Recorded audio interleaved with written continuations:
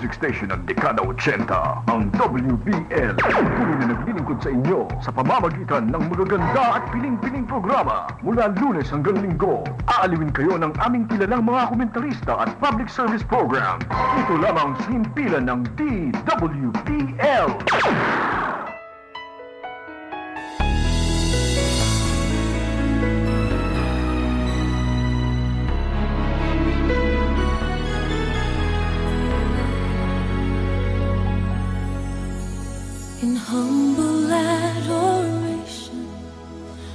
Muli po nating purihin ang ating Panginoon sa oras pong ito, sa Kanya pong pagkakaloob sa atin ng buhay at kalakasan upang tayo po ay patuloy na makapaglingkod sa Kanya. Sa pamamagitan po ng Kanyang banal na salita at pangako, wala pong iba mga kaibigan kundi ang Biblia. Ito pong muli ang inyong paboritong programa, ang Back to the Scriptures, na inyo pong mapapakinggan tuwing Linggo mula ika-7 hanggang ika-8 ng gabi. Dito lamang po sa himpilan ng DWBL 1242 AM Radio Station. DWBL 1242 AM Radio Station. At kami pong muli ang inyong mga kaibigan sa Himpapawid. Ako po si Brother Robert Aviles, kasama ko po ang dalawa ko pong kapatid sa pananampalataya, sina Brother Ronald Ubidos at Sister Sheila Torio, ay bumabati po ng magandang gabi sa inyong lahat. At muli po, kami po'y nag-aanyaya sa inyo na kami po'y samahan nyo sa loob ng isang oras. Isang oras po ng pagtalakay sa isa na naman pong napakahalagang paksa sa katotohanan ng ating Panginoon. At Brother Ronald, magandang gabi sa iyo. Magandang gabi kapatid na Robert at sa ating mga suking tagapakinig sa programang Back to the Scriptures. At tayo muli ay nagpapasalamat sa Panginoon dahil ito na naman tayo at kanyang gagamitin bilang kanyang mga instrumento sa pagpapahayag ng katotohanan. At alam ko marami na rin na mga nag-aabang tayo na mga tagapakinig sa gabing ito. Totoo po yun. Maganda po yung ating tatalakayin kapatid na Ronald and Sister Sheila, no? May pamagat itong paano muling babalik si Jesus. Kasi alam naman natin na unang pumarito ang ating Panginoon at nakakalungkot nga dahil yung kanyang sariling bayang mga Israelita ay hindi siya nakilala. Yun nga, at hindi siya natanggap. Ngayon sa panahon natin, nakikilala natin ang Panginoon, baka tayo magkamali rin kung paano ang pagbabalik ng ating Panginoon. Kaya napakahalagang malaman natin ang katotohanan o mga palatandaan kung paano babalik ang ating Panginoon. Kaya mga kaibigan, kayo po ay aming inaanyayahang tumutok at kayo po ay manalangin sa inyong tahanan upang maunawaan ninyo ang isang napakahalagang pangako. Ito po ay napakahalaga sapagkat kung tinatanong ko ngayon aking sarili, Brother Ronald, na hindi ba ako napapagod sa sanlibutan? Nakakapagod na. Nakikita natin ang mga karahasan, nakikita natin ang tagutom, kasalatan at ang kamatayan. Kaya ang tanging susi lamang para tayo ay mahango sa mga malagim na pangyayari sa sanlibutan ito ay ang pagbabalik ng ating Panginoon. Amen. Kaya nga kapatid na Robert, Sister Sheila, sinasabi sa atin ng banal na kasulatan na itong doktrina o yung aral tungkol sa pagbabalik ni Jesus ay tinatawag itong dakilang pag-asa. Tama yan. Diba? Sabi dito sa Tito 2:13 ay ganitong sinasabi, habang hinihintay natin ang mapalad na pag-asa. Diba? Tama yan, Brother Ronald. Pero bago tayo tumuloy, ay hingi tayo muli ng gabay sa ating Panginoon sa pamamagitan ng panalangin, Brother Ronald. Kami ay nagpapasalamat, Panginoon, dahil kami ay pinahintulot nyo na magdingkod sa inyo sa pamamagitan ng programang Back to the Scriptures. Nawa, Lord, samahan kami ng banal na Espiritu. Give us more wisdom at understanding at liwanag para din po sa mga taong nakikinig sa amin, makilala nila at malaman ang kahalagahan ng ikalawang pagparito ng inyong anak na si Jesus, na siyang dakilang pag-asa, na siya po ang aming inaantay, na siyang magbibigay ng lunas at sa lahat ng aming mga problema, at ito po ang tanging pag-asa na makapagbibigay sa amin ng buhay na walang hanggan mula sa makasalanang sanlibutan ito. Lahat ng ito ay aming dalangin sa pangalan ni Jesus.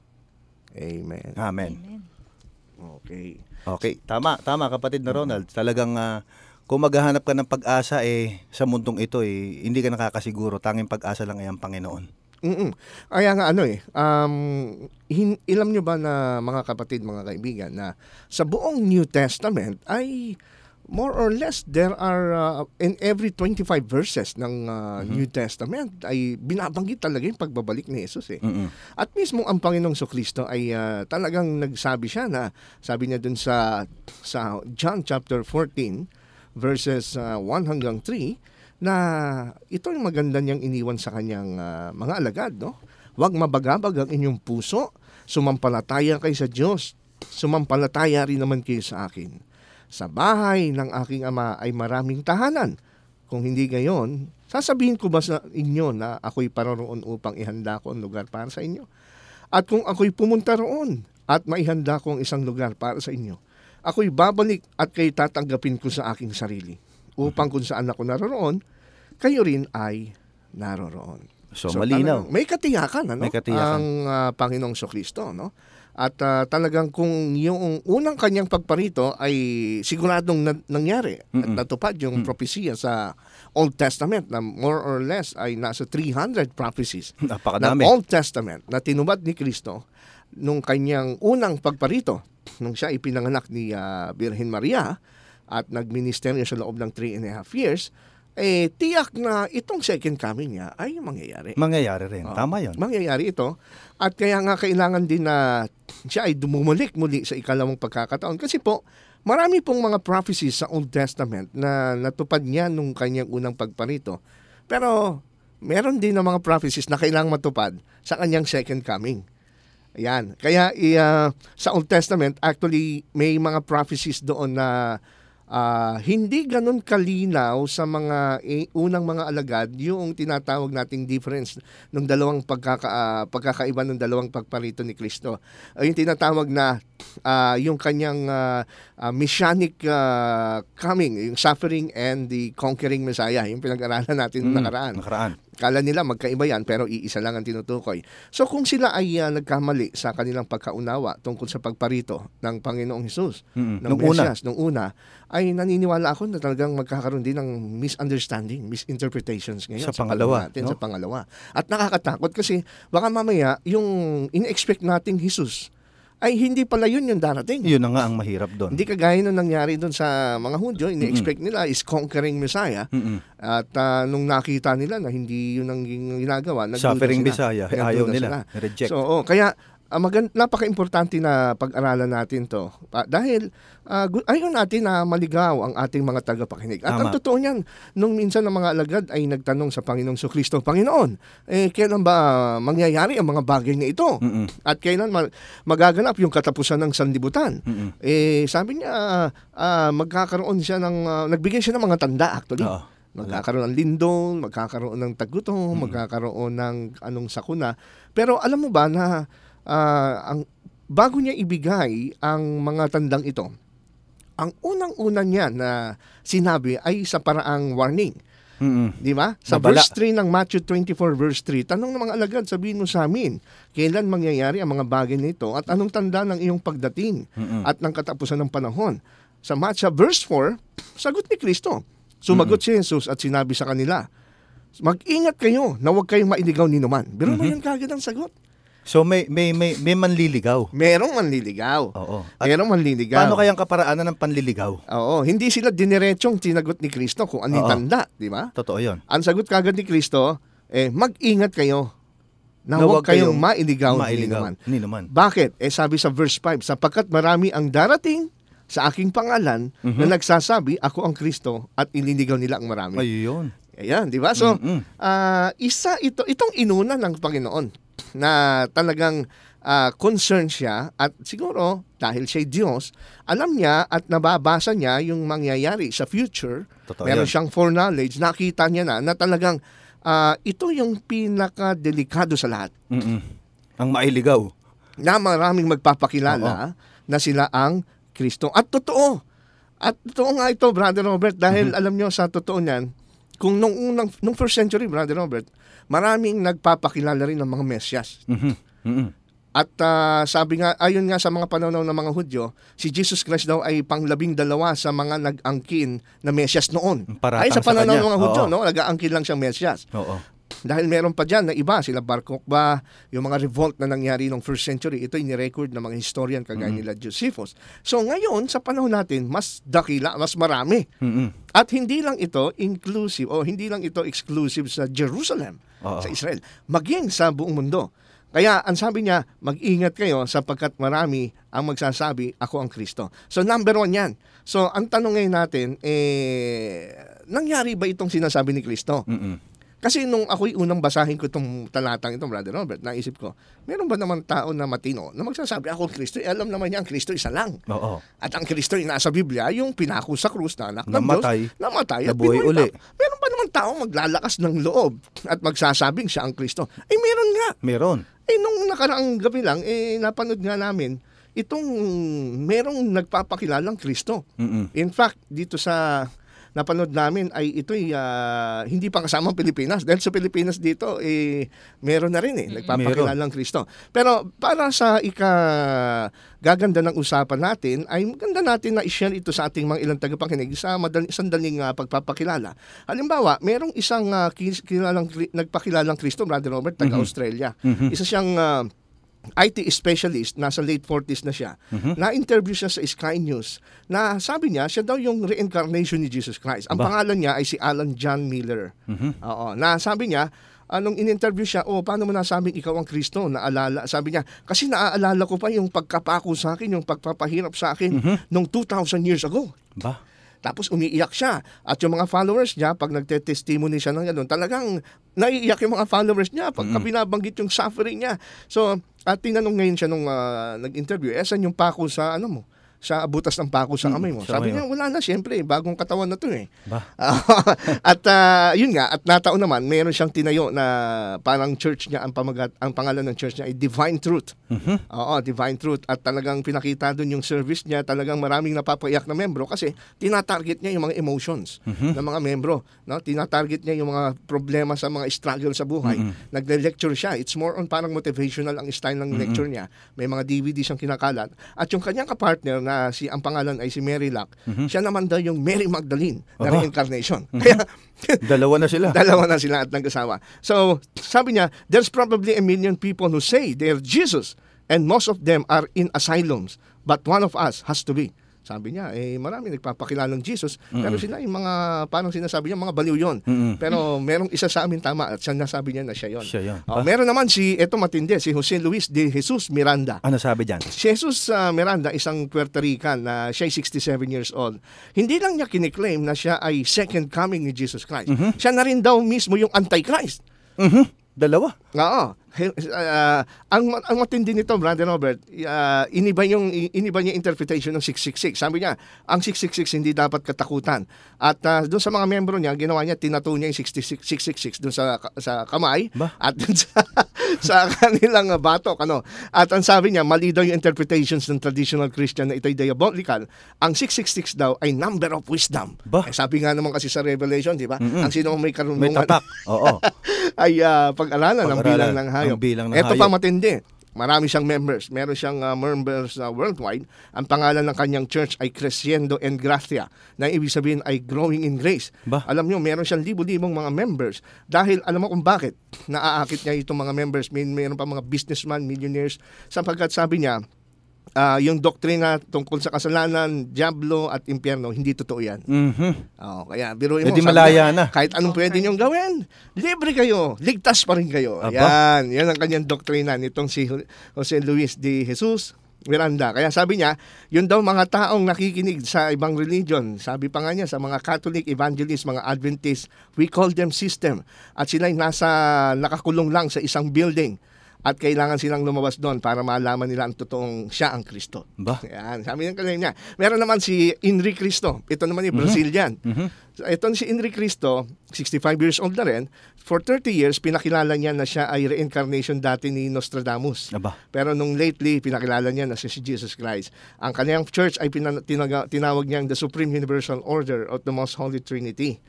At iba ang kanyang sistema, iba yung kanyang promulgation ng kanyang gospel.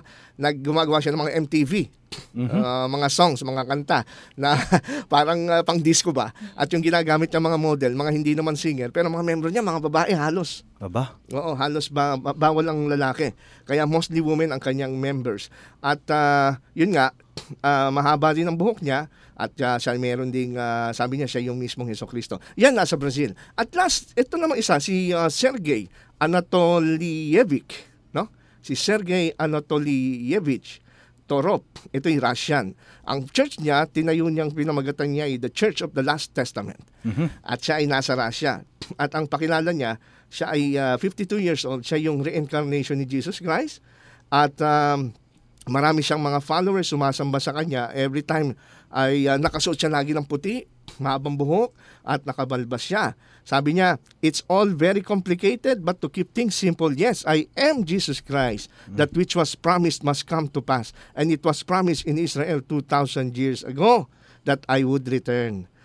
And that I would come back to finish what I was started. I am not God, sabi niya. Hindi daw siya Diyos. And it is a mistake to see Jesus as God. But I am the living word of God the Father. Everything that God wants to say, He says through me. So, yun ang kanya sinabi. Kiniklaim niya. Oo. Kiniklaim niya. At tinanong nga siya nung nag-interview sa kanya, nakakaya mo rin ba lumakad sa tubig? Hindi naman totoo yun eh. Hindi daw totoo yung paglalakad. Ay, yung pagpapakain ng milyon-milyon, pagbuhay ng patay, hindi totoo yun sa Biblia. Hindi daw totoo yun. Aba. Marami daw kasi nasulat sa Bible na myth na hindi na nahalo ba na hindi totoo. So, hindi natupad yung sinabi dito na marami ang darating. Oo. Sa pangalang Kristo. Merong isa naman, si Wayne Bent, no, na isa siyang American din. Ang kanyang pangalan na ginamit after na tawagin daw siya. Kinausap daw siya ni ng Diyos eh. Sabi daw sa kanya ng Diyos, ikaw ang magiging Mesaya. Actually, isa siyang dating Adventist pastor sa Amerika. At ang nangyari nito, nag-offshoot siya. And then after 7 years, ay dun daw siya kinausap ng Diyos. At siya ngayon ay tinawag na Mesias. Ang tawag niya sa kanyang church ay The Lord, Our Righteousness. Nagtayo sila ng sarili nilang community. At dun sa community na yun, etong problema. Sabi niya, so total siya ang Diyos. Yung kanyang mga miyembro na mga dalagita, kailangan daw lumapit sa kanya na nakahubad, naked. Oo. Dahil sabi niya, kung yung mga doktor pinapahubo yung mga pasyente, tinahawakan yung mga private parts, wala silang karapatan. Ako ang may karapatan. Sabi niya gano'n. Siya daw mas may karapatan dahil siya daw mismo ang Diyos. Kaya, ito yung tumalikod na 70 Adventist. Tumalikod to. Tumalikod siya, hindi na siya Adventist. No? So, ang nangyari nito, nagkaroon pa rin siya ng conversion na yung mga asawa ng mga members niya ay kanyang mismong nakatalik. At alam ito ng mga asawa ng mga lalaki. Grabe, Mismo yung kanyang asawa ng kanyang anak ay kanya rin kinatalik. Karnal. Yun din daw ikalooban niya. So, ito pong mga bagay nito ay talagang dito natin makikita na yung sinabi ni Jesus na darating yung mga false Christ. At nangyari talaga. Nangyari. So, ibig sabihin, ito yung sagot ni Jesus doon sa konteksto ng mga alagad na malapit na bang darating at kailan darating. So, ibig sabihin ni Kristo, pag nakita nyo nang marami nagkiklaim, malapit na siyang dumating. Ito pa, sa Pilipinas, di ba? Sa Pilipinas, meron ba dito, Brother Ronald? Meron dito. Wag na tayong lumayo, di ba? Sa Tamayong Davao, no? Tinatawag nilang New Jerusalem. Yung samahan ni Pastor Apollo Kibuloy na appointed son of God na daw siya since noong April 2010, if I'm not mistaken. At nag-curse siya, sinumpa niya yung mga religious leaders sa Pilipinas na hindi naniniwala sa kanya. At siya ngayon kasi daw yung embodiment. So, ang nakapagtataka rito, Sister Sheila at Brother Robert at sa mga kasama natin, paano sila nakakakuha ng membro? Yan na nga. Paano sila nakakapaniwala? Alam niyo, habang inoobserbahan ko itong mga pinapanood natin about this false Christ, unang-una nakita ko kung bakit sila madaling na-influensyahan is, number one, yung mga members, walang alam sa Bible. Totoo yun. Hindi sila palabas sa Bible. They are not familiar. Doon sa mga napapakinggan natin, di ba, Sister Sheila, bumati ka nga muna. Magandang gabi po. Ayan, Sister Sheila. Napansin natin, di ba, na itong mga members ng mga kulto, kung tawagin sila kulto talaga.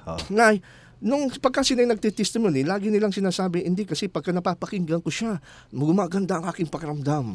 Gumagaan na aking pakiramdam. So, it is more based on feeling. So, para sa kanila, ang truth ay naka-base sa feeling. Sa pakiramdam. Rather than the truth of the Bible, of the Word of God. Kaya, nagiging totoo sa kanila kung maganda ang pakiramdam.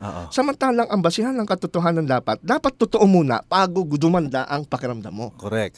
Tama Ganun yun. yun eh. Oo. Kumbaga sa sasakyan na kartela ng kabayo, hindi pwedeng mauna yung kartela bago yung kabayo. Bago yung kabayo. So the same way, sa approach natin sa pag-aaral ng katotohanan, mga kapatid, mga kaibigan, hindi pwedeng mauna yung feelings. Oo. Bago mo sabihin, totoo. Tama.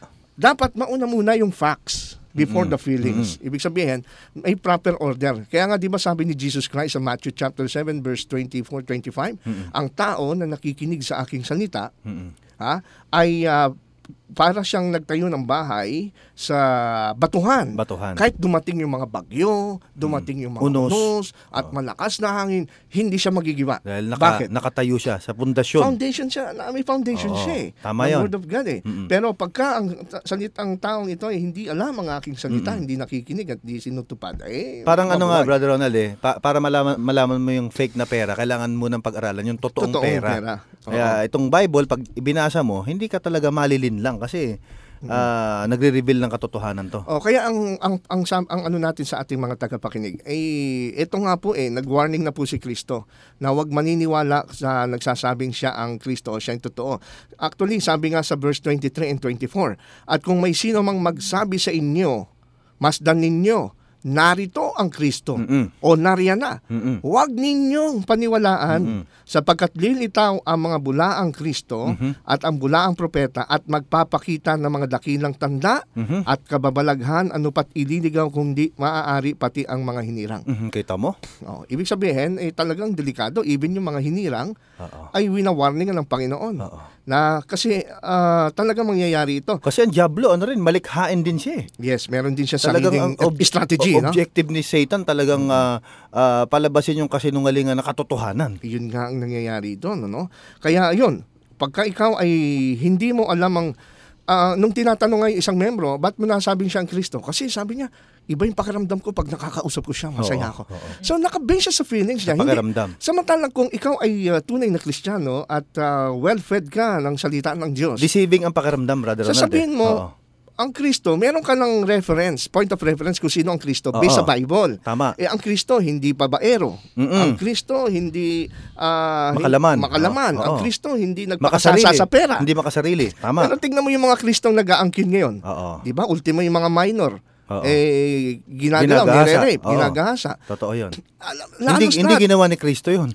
Tingnan nyo, kung sino mang mga religious leader nagpapakilalang Kristo tapos madaming asawa, justify niya na pwede niyang sipingan yung dahil mga nagiging banal sila, dahil siya'y banal. Hindi yun ang totoong Hindi Kristo. totoo yun. Hindi totoo yun. Antikristo nga yun eh. Tama yun, Brother Ronald. Kaya ito ngayon, yung sinasabi natin dito sa Pilipinas, wala naman tayong nababalitaan na gano'n. Pero the fact na, ba't napapaniwala? Kasi meron ako nakausap nung ako'y nasa Romblon, Sister Sheila. Nandun tayo nun. Meron ako nakausap na member nitong si Pastor Kimuloy. Pinag-usapan namin ito tungkol sa second coming. So, total, idediretso na natin ito sa mga patutuo ng Biblia tungkol sa pagparito ni Kristo. Ay may nagtanong, tinanong ko siya, bakit mo pinaniniwalaan na si Jesus ay si Pastor Aquolo Kibuloy? Sabi niya, kasi ano siya kinausap daw siya ng Panginoon. At mula daw noon ay siya'y nakapangaral na at nakapagtayo daw siya ng lumago daw yung kanyang iglesia. Pero sabi ko, hindi mo ba nabasa sa Bible, sa Matthew 24, na merong dalawang paraan kung paano magpapakilala yung nagsasabing siya'y Kristo? May dalawang paraan. Una, sabi nga, yung binasa na natin sa Matthew 24, 23, 24, na ang sabi ni Kristo, may sino man sa inyo magsabi, narito ang Kristo, wag paniwalaan. Wag paniwalaan. Tapos meron namang isa, yung interpretation na totoong Kristo, ang sabi naman dito sa Matthew chapter 24, 24 verse 30. Ang sabi naman doon, pagkatapos ay lilitaw ang tanda ng anak ng tao sa langit at tatangis at ang lahat ng lipi sa lupa at makikita nila ang anak ng tao na dumarating nasa ulap ng langit na may kapangyarihan at dakilang kalwalhatian. Isusugo niya ang kanyang anghel na may malakas na tunog ng trumpeta at kanilang titipunin ang mga hinirang mula sa apat na hangin, mula sa isang dulo ng lahangit hanggang sa kabila. Napansin mo, Brother Robert, mga kaibigan, dalawang klase ng pagdating ng Kristong tinutukoy dito. Yung binasa natin sa verse 13, 23, 24, yung Kristong darating daw doon, narito na. Sabi ni Kristo. May mga nagsasabi sa huling araw, narito na. Narito na. Oo. So hindi mo man lang nakitang bumaba sa langit. Oo, Andito na lang sa Ang lupa. sabi dito, lilitaw ang tanda sa langit. Oo. Yung pangalawang interpretation naman ng pagdating ni Kristo ay nandito nga yung binasa natin sa verse 30. Meron munang lilitaw na tanda Sa langit. Yun. At pagkatapos, tatangis ang lahat ng lipi. Ibig sabihin, magiging aware ang buong lupa. Makikita. Tatangis ang Oo. buong lupa. At makikita ang anak ng tao na dumarating na nasaan? Ulap ng langit na may kapangyarihan at dakilang kaluhaltian kasama yung mga anghel. Yan ang tunay na Kristo. Ito yung tunay na Kristo. Oo. Yung bulaang Kristo, ulitin natin, nasa verse 23. Nandun daw sa silid. Ulitin natin, yung bulaang Kristo nasa verse 23. At kung may sino mang magsabi sa inyo, masdan ninyo, narito ang Kristo. O nariyan siya, huwag niyong paniwalaan. So, ibig sabihin Kasi wala sa ulap eh. wala sa ulap, bigla na lang sumunod. Nandun. Tapos, siya lang ang nagpapatotoo sa sarili niyang siya ang Kristo. Yun na nga. Di ba? Yun ang Oo. mahirap doon. Kaya yung mga nabanggit natin kanina na nagpapakilalang Kristo, lalo na yung nandito sa Pilipinas, magugulat ka na. Magugulat ka. Hindi man lang nakitang bumaba sa ulap eh. Ang sabi nga rito, tatangis ang lahat ng lupa, pati mga anghel ay...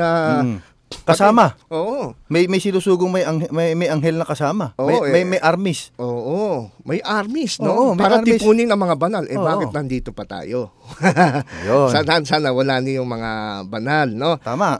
So, yan mag-iingat po kayo. Kasi meron din, Brother Robert, na interpretation na si Jesus Christ ay dumating na daw. Yun na nga Brother Ronald. Totoo ba yung sabi nila, dumating na raw ang Panginoon, pero secret Hindi lang daw. nakikita. Oo. Hindi nakikita. Totoo ba yung yung secret rapture? Yun nga yung delikado. Gaya ng ating sinasabi rito sa kapakinabangan din ng ating mga tagapakinig, dito lang po kayo, wag na kayong lalayo sa Mateo 24, dalawa lang ang pagpipilian yung Kristo. Yung Kristo sa verse 23 na nagsasabing narito na, pero wag paniwalaan, at yung Kristo sa verse 30 na Natunay. darating pa lang sa langit. Yun. At makikita ng mga At may mga anghel na kasama. Oo. Kaso nga, mayroong nagsasabi, kagaya nung ilang mga religious group, na sabi nila si Kristo dumating na 1914. Pero hindi lamang din daw natin nakikita. Ba? No? Yan yung pinanggalingan kong religion, yung Jehovah's Witnesses. Ang paniwala namin nun, hindi na tayo nag-aantay ng second coming dahil dumating na si Jesus Christ. Ba? At sa kanyang ang interpretation naman kasi nila doon sa Matthew chapter 24 verse 3 ay iba. Sa Matthew 24:3, ang tanong kasi ng mga alagad, sabihin mo sa amin, kailan mangyayari ang mga bagay na ito? At ano ang tanda ng iyong pagdating? Ayun. Pinalitan ngayon ng mga kaibigan natin ng Jehovah's Witnesses yung salitang pagdating ng pagkanaririto. Kaya ngayon, ang sa Bible nila, ang nakalagay, sabihin mo sa amin, kailan mangyayari ang mga bagay nito at ano magiging tanda ng iyong pagkanaririto. Ayun. Ibig sabihin, lumalabas ngayon sa tanong ni Kristo, Panginoon, paano namin nalalaman naririto ka na? Ayun. Di ang sagot ngayon ni Kristo, eto, malalaman yung naririto na ako pag nakita niyo yung lumilindol. Pag nakita niyo ng may gera. Pag nakita niyo may tagutom. Ibig sabihin, naririto na ako. Ngayon, nung ako nagsimula ng buksan kong at yung baka makalimutan yung bulaang propeta, no? Yun na nga yung sinasabi. Oo. Ngayon, nung pinag-aralan ko itong talata ni Kristo, nandito rin pala sa verse 31, 32 yung sagot. Yun na nga. Ano po ba, Panginoong Hesus, ang tamang interpretasyon? Pag nakita na ba natin ng tanda, naririto ka na? Oo. O pagka nakita yung tanda, darating pa lang. Oo. Ayun, yung tanong Iba yung naririto na nandito na. Etong maganda pagka talagang ikaw ay palabas sa Bible. Talagang hindi mo na kailangan makinig sa mga religious leader. Nandito mismo sa Bible. Ito nabasa ko, Brother Robert. Sa Matthew 24 verse 31 at 32. Siguro sa 32 na lang. 32. Ito'y salita rin ni Kristo.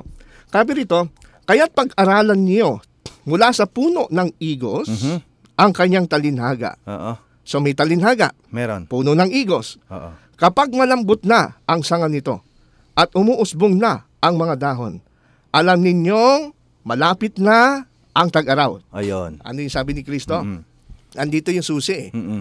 Pagka ang puno daw ng igos ay nakita niyo umuusbong na yung dahon at malambot ng sanga, hindi sinabi ni Kristo tag-araw na. Hindi. Kundi ang sabi ni Kristo, malapit na ang tag-araw. Malapit na. Pagka nakita mo nang nagdadahon at lumalambot ang sanga, malapit ng tag-araw. Yun ang puno ng igos . Hindi niya sinabi na pagka nakita niyo umuusbong ang dahon, Tag-araw na. Tag-araw na. Hindi ganon. Hindi ganon. Kaya ang sabi niya sa verse 33, ito, gayon din naman kayo. Mhm. Kapag nakita ninyo ang lahat ng mga bagay na ito, Ayun. yung mga tanda, Mhm. ay alam ninyong siya'y malapit na. Mhm. Hindi sinabi ni Kristo, ito rin ha, pagka nakita niyo na yung mga tandang ito, Andiyan na ako agad. narito na ako. Yun, Hindi ganon. malapit na. Malapit na. Ayun. So, ibig sabihin, talagang, bumalik lang ho tayo sa Bible. No? Back to the scriptures. Tama yun. Hindi tayo maliligaw eh. Hindi tayo maliligaw. Yan ang nakakatakot kasi yung mga unang Hudyo naligaw. Kasi hindi sila nagbase sa scripture. Tama Nagbase yun. sila sa understanding nila na gusto nilang paniwalaan. Tama yun. So, ito ngayon, no? Mm-mm. Wala naman tayong sinasaktan tao, kundi gusto lang natin na ipaisip sa mga tao na kung gusto nyong huwag kayo maligaw Mm-mm. at tunay nyong mahal sa lubong ang Kristo sa kanyang Magbasa pagbabalik. talaga tayo. Magbasa tayo ng Bible. Biblia. Tama Ngayon, yun. i-present natin ngayon, Brother Robert, yung totoong explanation ng Bible Mm-mm. tungkol sa pagparito ni Kristo. Kaya nga, Brother Ronald, gaya nga ng nabanggit ng Biblia, ano pa yung mga magpapatibay para hindi talaga tayo maligaw dahil meron nga mga bulaang propeta o Kristo na dumarating?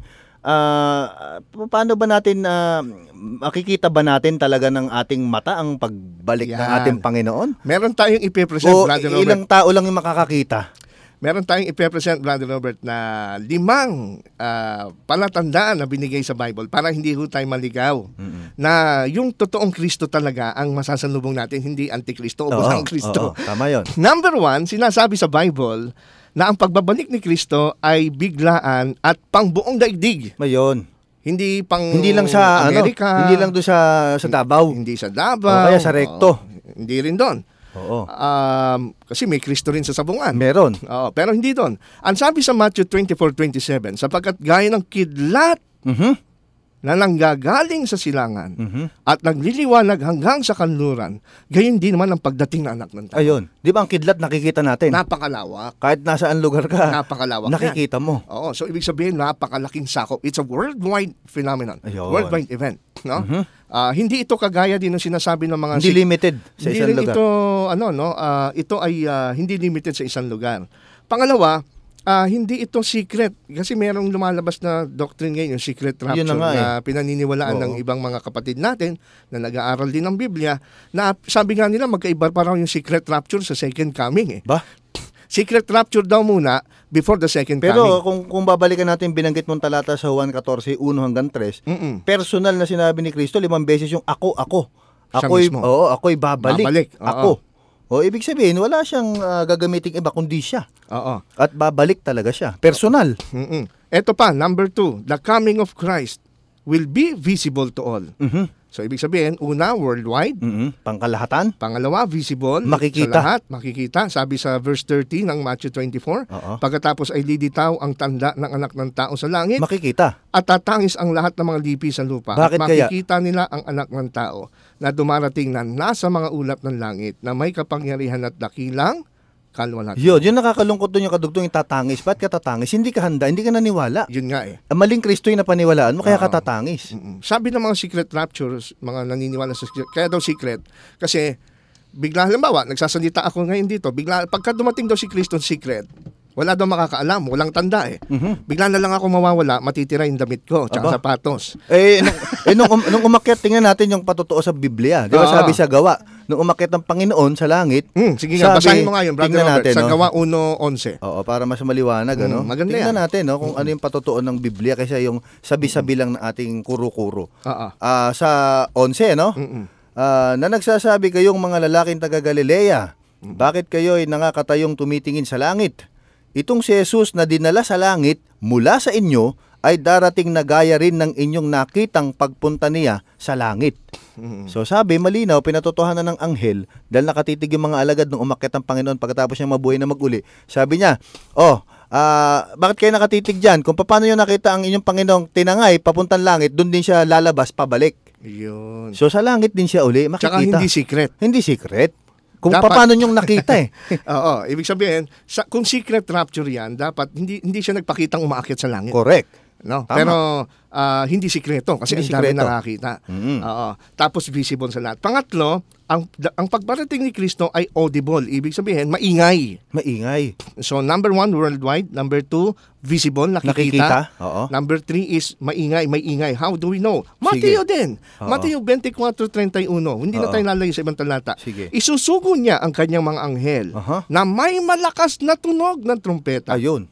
at kaniyang titipunin ang kanyang mga hinirang mula sa apat na hangin, mula sa isang dulo ng lahat ng langit hanggang sa kabila. Meron daw malakas na Trumpeta. tunog, no, ng Oo. trumpeta. Yung isang turotot nga lang, isang trumpeta nga lang pag bagong taon naririnig mo eh. Oo, naalala ko tuloy, napanood ko na si sino ba to? Yung isang magpapakilalang Kristo na si Wayne, yung si Michael. Yung dating Adventist. Dating Adventist Oo. pastor.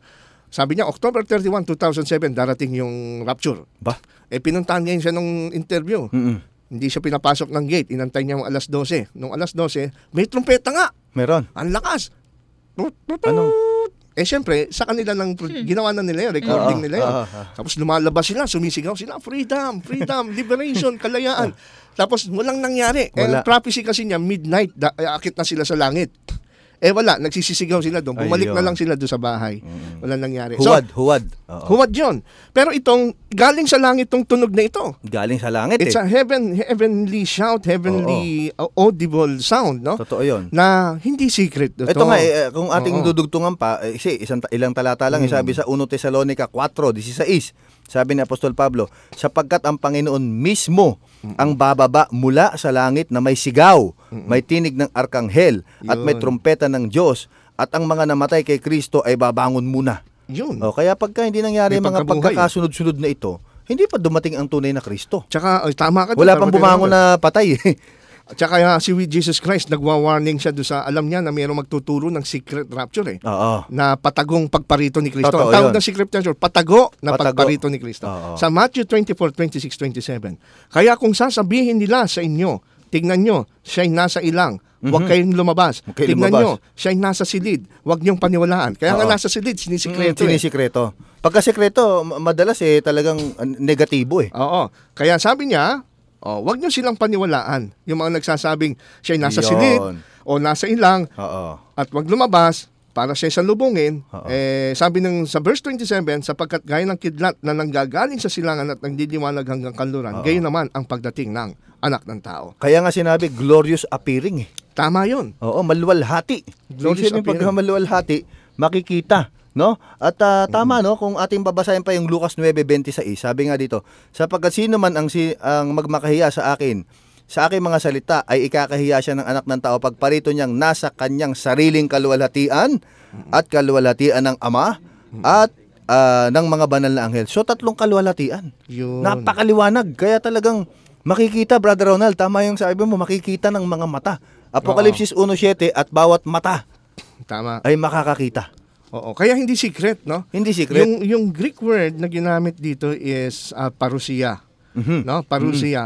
Sabi nga ni A.T. Robertson sa kanyang aklat na Word Pictures in the New Testament. So in like manner, yung the word na hutusion, tropon, the same idea twice. The fact of His second coming and the manner of it is also described by this emphatic repetition. Ayun. The word parousia, Aha. so frequently used of the coming of Christ, means the actual personal presence of the Savior. Actual. No, it is the same word used in describing the coming of Titus. Kaya nung tinanong ng mga alagad, Panginoon, kailan mangyayari ang bagay nito? Ang sagot ni kailan ang iyong pagparito? Parousia yun eh. So ang sagot ni Kristo, ako'y darating Literal. na makikita. Literal, oo. Oo, hindi yung secret Personal. rapture. Correct. No? Na ang malalaman mo lang yung presence niya, nandun na siya. Hindi ganun. Tsaka nung sabi ni Kristo na ang pagparito ng anak ng tao ay kagaya ng panahon ni Moses. Kagaya ng mga araw ni Moses, ganun din ang pagparito ng anak ng tao. Nung panahon, not Moses, ni Noah. Kagaya din ng Noe. araw ni Noah. Andito kasi si Brother Moses eh. Oo nga. Brother Moses, good evening. Kasi Brother Jojo. Nandito Si Noah, no? nakasupport sa atin. Oo, na Moses tuloy. Yung nasabi natin. Oo. Nung gaya daw ng araw ni Noah, Oo. ganun din daw ang pagparito ng anak ng tao. Alam natin sa pagparito ni Noah, nung Time panahon ni ni Noah. Noah, Hindi dalawang beses yung kanyang Oo. yung paggawa ng daong, no? Isang beses lang. Isang beses lang din dumating yung Oo. baha, hindi Pero dalawa. nagbigay din ng warning. Nagbigay din ng warning. Hindi sila naniwala. At visible din yung baha. Ayun, oo. Kaya alam nyo, walang turo si Jesus Christ na yung kanyang pagdating ay may dalawang stages. Meron munang invisible rapture at sunod yung second coming. Meron kasi silang sinasabi, yung rapture daw, si Kristo yung naparito para kunin yung banal. Yung second coming daw, pagbabalik, kasama na niya yung mga banal. Ba? Mamaya malalaman natin yon kung paano sasagutin yon. Pinag-iiba nila at pinaghihiwalay, pero yun ay artificial, hindi turo ng Biblia. Ano ho? Kaya mga kapatid, mga kaibigan, and lastly, sabi rito sa 1 Thessalonians chapter 4 verse 17, no? Ito po'y isang single event. Itong pagparito ni Kristo, isang single event, hindi ho dalawa gaya ng tinuturo ng mga secret raptures. Isang event na yung mga maliligtas na buhay na maabutan ng pagparito ni Kristo ay aagawin kasama ng mga manamatay at bubuhayin. Sabi nga sa unang Thessalonica 4:17, pagkatapos tayong nabubuhay na natitira ay aagawin kasama nila sa mga ulap. Tama yan. Upang salubungin ng Panginoon sa papawirin at sa gayon ay makakapiling natin ng Panginoon magpakailanman. Ibig sabihin, Brother Robert, Tama yan. talagang ito ay one-time event na worldwide, talagang malalaman ng lahat ng taong na dumating ang Panginoon, kaya handa ka ko, hindi ka handa o handa ka man. Darating talaga siya. Darating talaga siya. At isa pa, ang tanong ng mga alagad, Panginoon, kailan ka darating at anong tanda ng katapusan ng sanlibutan? Katapusan na ng sanlibutan Katapusan yun eh. Oo. So pag tumating si Kristo, end of the world din, End of the hindi world na. pwedeng dalawang Wala nang beses. take two ron. Oo. Yes. Tama yun. At saka kapatid na Ronald, tama yun. Kaya audible, makikita, maririnig. Nasabi sa John 5:28, huwag ninyong ipagtaka ito sapagkat dumarating ang oras na ang lahat ng nasa libingan ay makakarinig ng kanyang tinig. Ayan. At magsisilabas ang mga gumawa ng mabuti ay tungo sa pagkabuhay na mag-uli sa buhay at sa mga gumawa ng masama ay tungo sa pagkabuhay na muli sa kahatulan. Yung palang boses niya, para malaman mong dumating na yung tunay na Kristo, babangon pala yung mga patay sa libingan. Yun. Kaya pag sinabi andun na yung Kristo, wala pa namang bumangon mga patay, mahal mo sa buhay, hindi pa bumangon. Sabi nandun daw yung Kristo sa Davao o sa ang lugar, gaya na nabanggit kanina. Wala, hindi totoo kasi babangon daw yung mga patay. Yun nga eh. So mga kapatid, mga kaibigan, hahanapin nyo po yung mga palatandang ito.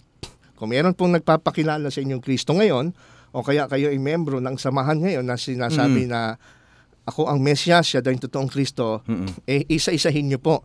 Number 1, nakita nyo ba yung Mesayas na yan, na leader ninyo, na bumaba galing sa langit mismo? Tama yon. At kasama ba yung mga anghel? Kung hindi, ay mag-isip-isip na po tayo. Pangalawa, nung siya ba ay bumaba dito, at siya ba yung nagpakilalang Kristo, ay siya ba ay binuhay ba niya yung mga namatay na banal? Yun na nga. Baka makapatay pa siya eh. Kasi doon sa napanood natin mga Kristo, nakapatay eh. Oo. Dami napatay. Hindi. Yung si Jim Jones, nagpakilala siya bandang huli na siya ay Mesias, pinapatay niya yung congressman ng US Grabe, na pinadala sa kanya para harapin niya yung mga kaso na nakaharap niya. sa kanya. Oo. Hindi Yan. hindi bumubuhay mga patay. Pumapatay. Ang totoong Delikado. Kristo ay bumubuhay ng mga Oo. patay. Kaya yung tinig niya eh. At yung mga buhay na ay kanyang dadalhin sa langit. Tama. Tanungin niyo sarili niyo, ako ba'y nasa langit na? Oo, wala pa eh. Nandito ka pa kaibigan. Kaya yung sinasabi mong dumating ng Kristo at nandito ka pa sa lupa, Hindi tunay na Kristo yun. tunay na Kristo. Kasi yung Kristong darating, Oo. itong binabanggit na talagang dapat natin tingnan. No? Sabi dito sa Hebreo 9. No, Yan, maganda yan. Hebreo 9, 28. Tingnan po sige. natin. Ay gayon din naman si Kristo na inihandog na minsan upang dalhin ang mga kasalanan ng marami ay magpapakita sa ikalawang pagkakataon. Hindi upang harapin ang kasalanan kundi upang iligtas ang mga sabik na naghihintay sa Kanya. Kaya mga kapatid, lalo na yung mga naniniwala din sa secret rapture, isa pong delikadong doktrina din yan. Walang Kasi secret sa Panginoon eh. unang-una, sabi nila, since secret is walang tanda, ang advantage na nga nito ay makakatulong sa inyo na mag-prepare kayo anytime, no? Pero ang point dito ay papaano ngayon yung sinasabi na this will be a glorious coming Ayun. along with the angels, no? So, namamimiss nyo yung point na yon, no? So, ito kasing secret rapture, alam niyo po, sabi rito sa isang libro na aking nabasa, no? Erdman's Dictionary of the Bible. Ang origin niya, sabi rito, in the 18th century, J.N. Darby popularized the notion of a secret rapture to come without a warning or accompaniment, leaving the world bereft of Christians to face the Antichrist, 7 years of tribulation, and the wrath of God. All this would precede Christ's return to earth and the ensuing millennial reign. So ang nagpopularize po nito, isang mangangaral lang na si J.N. Darby noong 18th century. Hindi po yan doktrina ng Biblia. Hindi. Kaya nga hindi nyo makikita sa Bible yan. Oo. At saka, Brother Ronald, napakaganda, no? Kung balikan lang ho natin mga giliw namin tagapakinig, ang aklat ho ng Tito. Tito chapter 2 verse 13, ang sabi po dito, habang hinihintay natin ang mapalad na pag-asa Yun. at ang pagpapakita ng kaluwalhatian ng ating dakilang Diyos at tagapagligtas na si Hesus Kristo. So binalik dito, yung na-miss na mga Israelites, ancient Israelites na yung conquering kingship ni Jesus Christ. Yun ang nakalimutan. Ito, pagbalik ng Panginoon, naghahari siya at wala siyang representative. Siya mismo, binanggit dito, dakilang Diyos at tagapagligtas na si Hesus Kristo. Kaya mga kapatid, bilang pag-wrap up ng ating topic ngayon, nakita po natin na sabi niya nung tinanong ni Jesus ng mga alagad, paano namin malalaman ang iyong pagparito at ano magiging tanda, ang unang sagot ni Kristo kagad ay mag-ingat kayo na huwag kayong madaya ni numan sapagkat maraming mga lilitaw na magpapakilalang ako ang Kristo. So number 1 yan. So the fact at nakita natin maraming nagpapakilalang bula ang Kristo. Pagka merong nangaral sa inyo, maganda nga ang pangangaral, gwapo, mukhang malinis, mukhang mabango, at mukhang mabait. Hindi ho yun ang nakakabasag ng damdamin. Hindi ho yun ang basihan. Hindi yun. Ang pagbasayan natin ay nasa Biblia, sapagkat sa Biblia sinasabi po na si Kristo hindi darating ng sikreto. Tama po yun. Na bigla na lang nilitaw sa isang lugar, sa isang kwarto, o sa telebisyon, na hindi mo man lang nakitang bumaba sa langit, na hindi mo man lang narinig na tumunog yung trumpeta na galing sa langit, na hindi mo man lang nakitang kasama niya yung mga anghel. At yung kaluwalhati ang liwanag. Yung mga patay ay nabuhay. Ayun. At yung mga buhay ay umakyat sa langit. Dapat pag dumating na yung Mesyas, wala nang tao dito eh. Tama yun. At later on, malalaman natin, pag-aaralan natin yung pagkakasunod-sunod niyan. Kaya po mga kapatid, mga kaibigan, bilang mga anak po ng Diyos at nagmamahal sa katotohanan, kung nais po ninyong matuto pa tungkol sa mga salita ng Diyos at makilala pa ng gusto ang aral ng Panginoong Kristo, ay inaanyayahan po namin kayo para sa isang pag-aaral ng Biblia. Kung nais nyo po na kami bumisita sa inyo, dumalaw para makipagtalakayan, makipag-usap sa salita ng Diyos, kontakin nyo lamang po kami. Ang aming pong website ay nasa www.backtothescriptures.webs.com. Ulitin ko po, www.backtothescriptures.webs.com para po mag-arrange po tayo ng Bible study at mapalahad sa inyo ang mga katotohanan. Brother Ronald, ipagkakalob ni Sister Sheila, no, kung yung mga nais pong mag-text at tumawag, Sister Sheila. Kung kayo po may mga katanungan, maaari po kayong mag-text sa 0998-179-8755, 0998-179-8755, or sa 0923-424-7330. Ulitin ko po, 0923-424-7330, or maaari po kayong tumawag sa aming linya ng telepono 631-2647, 631-2647 at 631-2646. Yan. So, Sister Sheila, mayroon na ba tayong mga tanong dyan na dumating sa atin? Marami na po tayong mga katanungan. Ayun, sige. Habang may oras pa. Ano ba yan? Nasaan na? Sa dami, napuno yung kanyang ano. Ano bang ibig sabihin ng pagdating ni Jesus ay gaya ng magnanakaw? Maganda yon. Sinasabi nga kasi sa ilang talata ng Biblia na ang kanyang pagparating gaya ng magnanakaw. Yan ang sinasabi ng mga secret rapturist na ibig sabihin, hindi raw natin alam, walang tanda. Ang nakikita nila ay yung point na yun. Pero ang ibig po sabihin ng ang pagdating niya ay gaya ng magnanakaw, ibig sabihin lamang to, ito ay unexpected. Kasi ang magnanakaw, hindi mo naman in-expect. Walang date. Kung mayroong magnanakaw, in-expect mo pagdating, huli yun. Hindi na magnanakaw. Hindi na magnanakaw yun. Tama yun. Pinahamak niya yung sarili niya. Okay. So, yun ang ibig sabihin ng Sister Sheila, masasabi natin. Brother Ronald, matanong ko lang yung sa 1 Thessalonica 3 verse 13. Sino yung mga banal na binabanggit doon na kasama ni Jesus na darating? Kung kukunin pa lang niya yung mga banal sa kanyang pagbabalik. Yun ay nabanggit na natin sa talata ng Biblia na ang kasama niyang mga banal doon ay mga anghel. Mga angels. Sabi nga sa Matthew 24:31, di ba? Susugo niya yung kanyang mga anghel na may malakas na tunog ng trompeta. Ganyan din ang sinasabi doon sa Marcos 8:38 na yung mga banal na anghel ang kasama ng Panginoon. Kasi yan yung ginagamit ng mga secret rapturists. Sabi nila, Sa secret rapture, si Kristo darating, hindi pa niya kasama yung mga banal. Pupunta siya para sa mga banal. Yung second coming daw, pagdating, kasama na yung banal. Yan nga yung ginagamit. Hindi nilang nila alam verse. yung banal na kasama, angels. Angels yun. Oo. Hindi naman sinabing banal na mga Kristiyano o lingkod eh. Correct. Kumbaga, pag binasa mo dun sa account ni Jesus Christ, kaya nga hindi tayo lumayo dun sa Matthew 24 kasi nandun lahat ng sagot Nandun na yung sagot. Napakalinaw. Nililito lang kasi nung iba. Tama po yun. Yun yung mga banal na anghel ang kasama niya. Kasi para lang mapalabas nila na si Kristo second coming, kasama niya yung mga ni-rapture na church. Oo. Yun daw yung mga Christians. Hindi ho Christians. Hindi yun. Mga anghel. Mga anghel. Okay. Posible bang malaman natin yung petsa ng pagdating ni Jesus? Kasi di ba ang daming naguhula ngayon ng nag-predict ng pagdating ng Panginoon. Oo nga, no? Hindi matatapos yan, Brother Robert. Hindi matatapos yun. Actually, ito lang, di ba, nung nakaraan, yung si Harold Camping, nung Family Radio, sabi niya, Judgment Day, darating nung May 21, year 2011.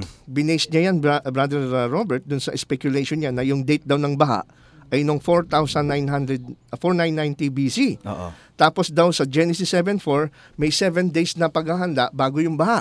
Yung 7 days, kinalculate niya, sabi sa 2 Peter 3:8, bawat araw 1,000. So 7,000, inad niya dun sa 4,990 BC, pumatak nga naman ng 2011. Wala namang sinasabi sa Biblia na kayo magkwenta para malaman yung petsa.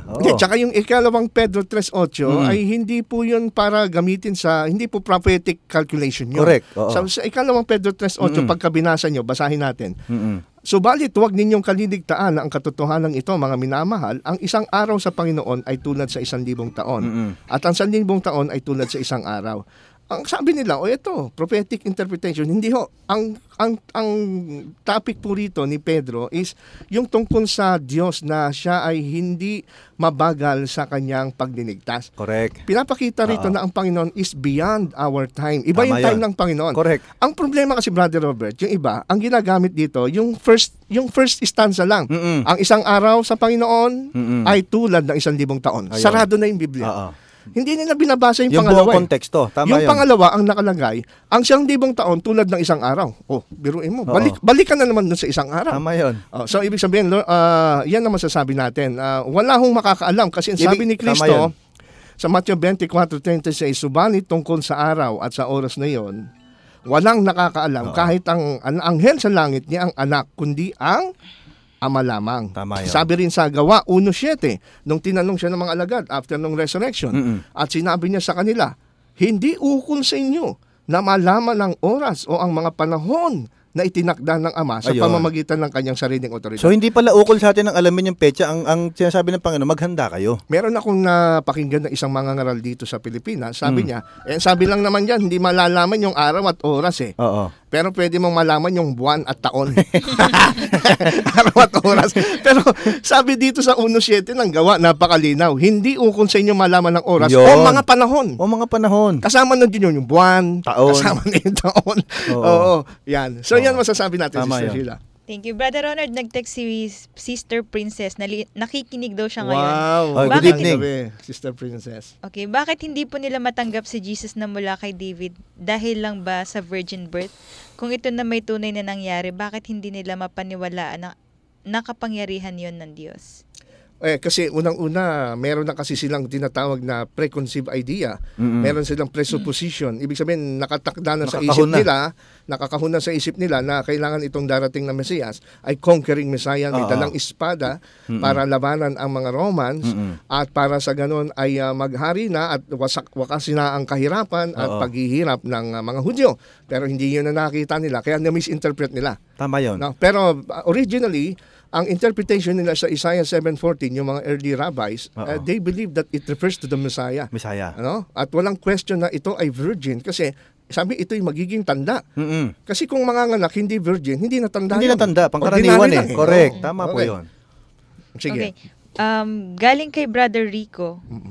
Magandang gabi, Mr. Ronald Obidos. Bakit hindi po sinulat ni Josepus ang mga pangyayari sa anak niya nung binata si Jesus?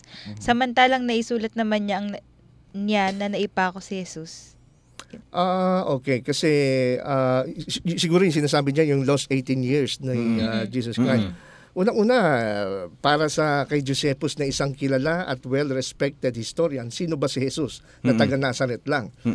Sabi nga ng isang doon sa aklat ng Juan, meron bang mabuting bagay na lalabas sa Nazareth? Kumbaga kasi ang Nazareth, yan ang squatters area na. Kaya nga. So, ibig sabihin, hindi siya nagtutuon ng pansin. Kaya nga, pagka pinag-aralan po ninyo ang mga extra-biblical writings, kukunti lang yung mayroong mga account na mga historians tungkol kung sino si Jesus Christ during the first century. Alam niyo kung bakit? Kasi hindi sila kanila importante yun eh. Mas importante na nire-record nila yung mga political issues. Yung mga government issues, yung anything that has something to do with the society. Tama yan. Si Jesus Christ, sino lang ba siya?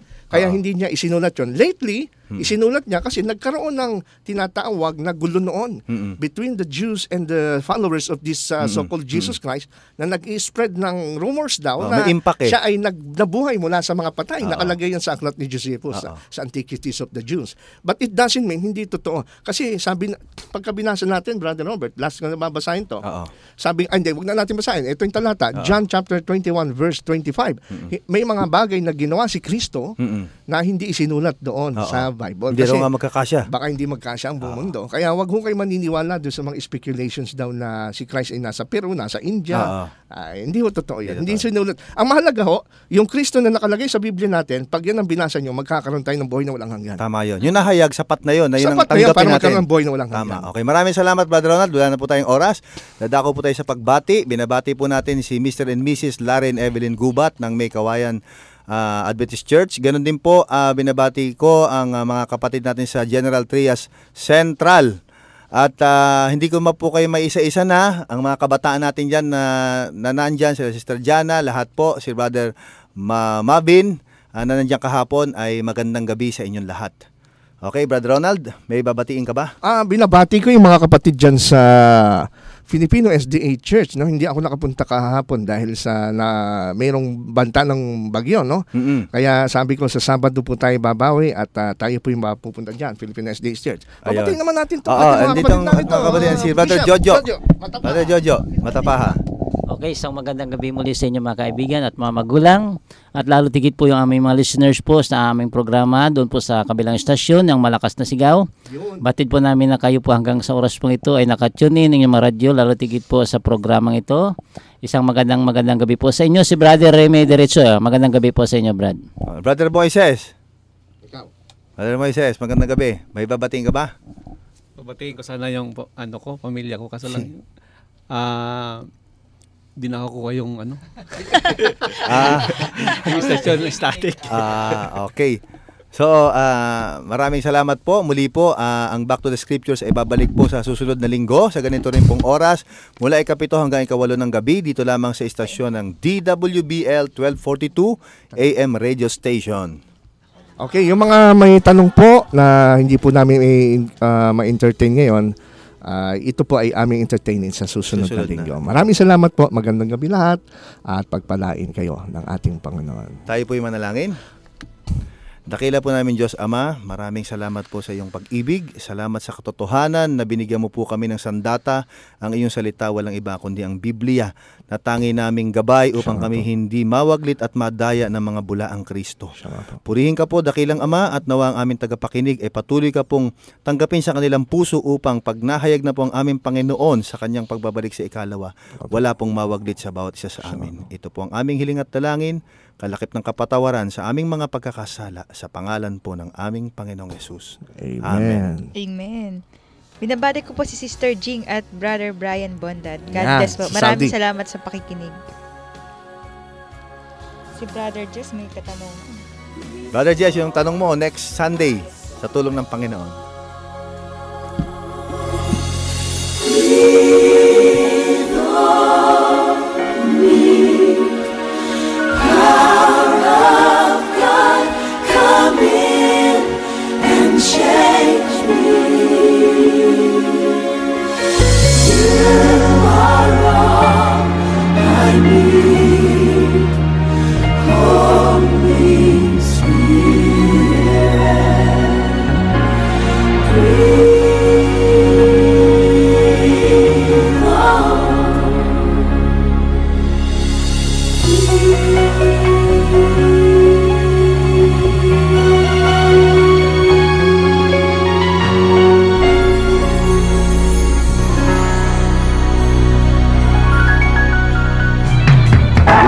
top-rated music station ng dekada 80, ang WBL. Tuloy na naglilingkod sa inyo sa pamamagitan ng magaganda at piling-piling programa. Mula Lunes hanggang Linggo, aaliwin kayo ng aming kilalang mga komentarista at public service program. Ito lamang sa himpilan ng DWBL.